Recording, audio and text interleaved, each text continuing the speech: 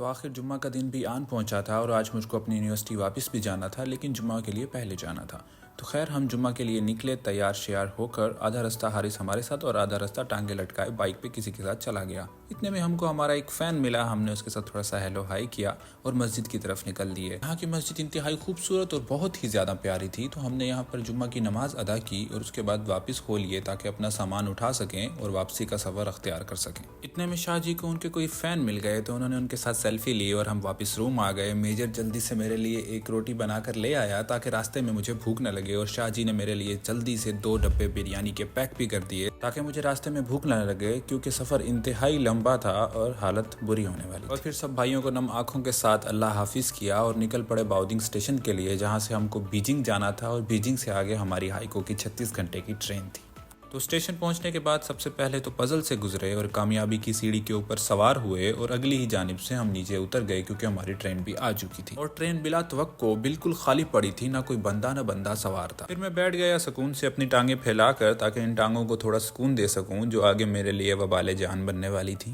Train کا سفر اس وجہ سے اختیار کیا کیونکہ پلین کی ٹکٹ بہت زیادہ مہنگی ہو چکی تھی ہیپی نیو ایئر کی وجہ سے، تو میں نے سوچا کہ کیوں نہ ٹرین میں جایا جائے، ایسے تھوڑا ایڈونچر بھی ہو جائے گا اور پیسے بھی بچ جائیں۔ ابھی تو بیجنگ کا سفر جاری ہی تھا اور سورج غروب ہونے ہی لگا اور رات کا اندھیرا دن کو اپنی لپیٹ میں لینے لگا، اور آخر ایسے کرتے کراتے ہم بیجنگ پہنچ ہی گئے۔ ہماری ٹرین چونکہ 8:30 بجی تھی اور ابھی 6:30 بجے تھے، تو ہم نے سوچا کہ کیوں نہ کچھ موبائل کو چارج ہی کر لیا جائے، کیونکہ پورا رستے میں نے موبائل کی بیٹری کی مت مار دی۔ سب سے پہلے تو میں نے اپنی ٹرین کا نمبر دیکھا اور دیکھا کہ وہ کون سے ٹرمینل پہ آئے گی، تو جا کر اپنے ٹرمینل پر بیٹھ سکوں۔ تو خیر جب میں اپنے ٹرمینل پر پہنچا تو ٹرمینل پر اتنا زیادہ رش تھا کہ مجھے لگا کہ یہاں پر بھی پی ٹی آئی کا جلسہ ہونے والا ہے، تو خیر کہیں جگہ ڈھونڈ کر آخر کار پھر میں چارجنگ کے لیے لائن میں لگ گیا، اور آخر کار میری باری آئی اور میں نے اپنے موبائل کو چارج کیا۔ پھر اس کے بعد مجھے بھوک لگی تھی، لیکن چونکہ ٹرین کا ٹائم ہو چکا تھا اور ٹرین آ بھی چکی تھی، تو میں نے سوچا کہ کیوں نہ ٹرین میں سوار ہونے کے بعد ہی کچھ نہ کچھ کھایا جائے۔ خیر میں چل پڑا اور کامیابی کی سیڑھی اترنے کے بعد پھر میں ٹرین میں سوار ہو گیا، جس کے اوپر میں نے اپنے 36 گھنٹے گزارنے تھے۔